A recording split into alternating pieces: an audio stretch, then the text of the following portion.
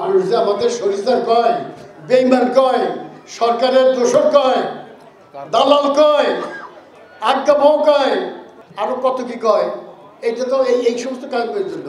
আগের যে নির্বাচন হয়েছে সেই নির্বাচন দিনে ভোট রাতে যদি হয়ে থাকে তাহলে এবার তো দিনের ভোট দিনই হবে, কিন্তু তার আগে কিন্তু বিজয় মিছিল হয়ে যাবে। আজকে এই কাউন্সিলটা অনেক দিক থেকে অত্যন্ত গুরুত্বপূর্ণ, কারণ জনমত থেকে জাতীয় পার্টিকে যে মানুষ স্বৈরাচার বলে তার এক নম্বর কারণ হয়েছে যে জন্মলগ্ন থেকে আমাদের একটা গঠনতন্ত্রের একটা ধারা ছিল, বিশেষ ক ধারা। বিষয়কে ক এসবকে বারবার বলছি যে স্যার একটু উঠে দেন, আপনি যাহা করিবেন ইচ্ছা তাই তো হইবে, তো এটা রাখার দরকার কি? আজ উঠে কাল উঠে এটা উঠানো হয় নাই। আর পুরো দলের কোনো গঠনতন্ত্রের এই ধারা নাই, এটা অগণতান্ত্রিক ধারা, অসাংবিধানিক ধারা। সেই ধারাটা লইয়া জাতীয় পার্টি জন্মলগ্ন থেকে এই পর্যন্ত চলছে। আমরা কেউ দায়ী না, এখানে যারা আছি আমরা উত্তরাধিকার সূত্রে বহন করতেছি এই কালো আইনটা, কালো ধারাটা।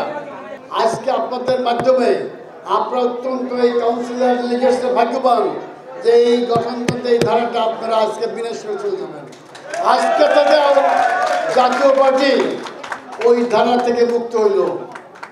একটা বাজে ধারা, কাজ নেই কাম নেই, যত লোক বক্তৃতা করলো আপনাকে প্রাথমিক সদস্য থেকে সমস্ত সদস্যপদ থেকে আপনাকে বহিষ্কার করা হলো, বাপের জমিদারি আর কি। কিন্তু খাজনা দাও নাই, এদিকে বাইর করে দিলাম। আরে মেয়া, তুমি বাইর করে কেটা?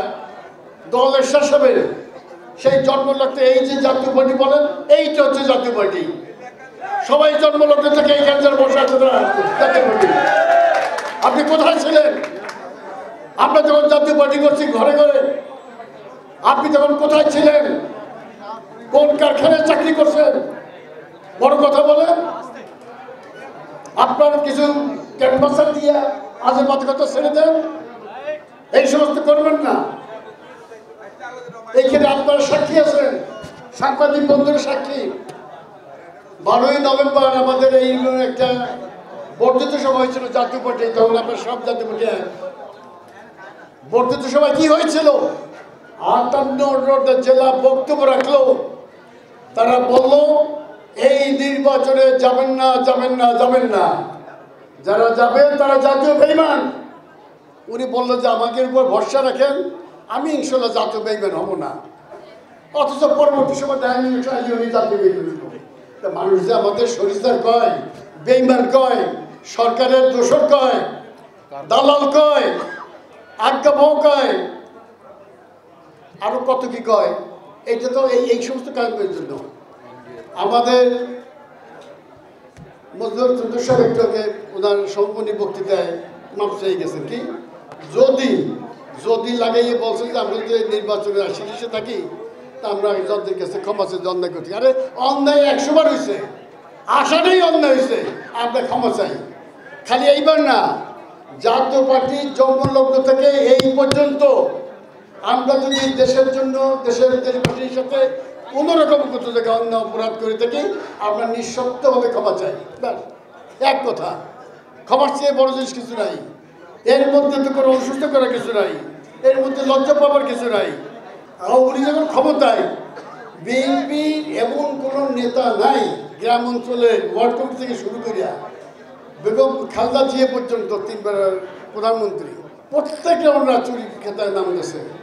দুদকের মামলা, মোবাইল চুরি, জুতা চুরি, ব্যান্ড ব্যাগ চুরি, টুপি চুরি, মসজিদে চুরি, খ্যাপ চুরি, খুঁটি চুরি, এই চুরি মামলা দিচ্ছে আওয়ামী লীগ।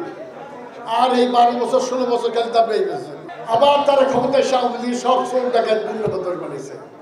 অর্থাৎ এখন যদি রাজনীতিবিদদের বলেন যে আমরা 100 ভালো রাজনীতিবিদ যাই, যার নামে আজ পর্যন্ত মামলা বগট হয় নাই, এই দেশে পাবেন না, বিদেশ থেকে ভাড়া করে আনতে হবে। অর্থাৎ এই চোর চোর খেলায় আমরা সবাই কিন্তু হেরে গেছি, সবাই হেরে গেছি। আমি আজকে যদি নির্বাচনের তারিখ ঘোষণা করছে, আগামী ফেব্রুয়ারির মধ্যে নির্বাচন হবে, আমি তো কোনো লেভেল প্লেইং ফিল্ড দেখি না। এখন যদি নির্বাচন হয়, আগের যে নির্বাচন হয়েছে সেই নির্বাচন দিনের ভোট রাতে যদি হয়ে থাকে, তাহলে এবার তো দিনের ভোট দেরি হবে, কিন্তু তার আগে কিন্তু বিজয় মিছিল হয়ে যাবে। ওই সেন্টারের কাছে কেউ আসতে পারবে না ওই কয়জন ছাড়া। বিএনপি চেন অফ কমান্ড শক্ত করে এদেরকে আপনার রাখতে হবে, আপনার বড় দলকে সংহত করতে করতে হবে, সুসংহত করতে হবে, এদেরকে আপনার আয়ত্তের মধ্যে নিয়ে আসতে হবে, আপনার কমান্ডের মধ্যে আনতে হবে, তাহলে মানুষের আস্থা অর্জিত হবে। খালি নির্বাচিত হয়ে ক্ষমতায় বসলেই কিন্তু পপুলার গভর্নমেন্ট হওয়া যায় না। আমি অনেক পপুলার গভর্নমেন্টকে দেখলাম, কিন্তু পরবর্তী সময় কিন্তু জনপ্রিয়তা নষ্ট হইতে 2 মিনিট সময়ও লাগে না, একটি ছোট্ট ঘটনায়, তাই না? সেটা আমরা চাই না যার কোনো মায়ের মুখ খালি হোক, এই দেশে আর কোনো আন্দোলন করতে হোক, আর কোনো বিপ্লব হোক। এত লোক অল্প 2-1 জীবন দিল, এইভাবে পঙ্গু হয়ে গেল, তারপরে কেন আমরা আবার একটি বিপ্লবের জন্য যাব? আমরা আর বিপ্লব চাই না, আমরা আন্দোলন চাই না। আজকে যারা এইখানে আসছেন শপথ নিয়ে যেতে হবে যে জাতীয় পার্টি যারা এখন, এরাই হচ্ছে জাতীয় পার্টি। আর যিনি আছেন তিনি জাতীয় পার্টি কিভাবে করবেন? জাতীয় পার্টি কোনো আঞ্চলিক দল তো হইতে পারে না, জাতীয় পার্টি একটা লিমিটেড কোম্পানি হইতে পারে না, অথবা এটা কোনো পীরের দরবারও না যে পীরের পরিবর্তে আরেকজন বসবেন তাকে আমরা মালা দেব। এটা একটা দল, এখানে সমস্ত জেলা নিয়ে করতে হবে, তৃণমূলের কথা শুনতে হবে। ঘরে বসে তো রাজনীতি করা যায় না, ঘর থেকে বেরোতে হবে, জনগণের কাছে যেতে হবে। আসুন আমরা জাতীয় পার্টিকে ঐক্যবদ্ধ করি, এবং এখন থেকে জাতীয় পার্টির নতুন যে অগ্রযাত্রা শুরু হবে, এই অগ্রযাত্রা হবে একটি ঐতিহাসিক।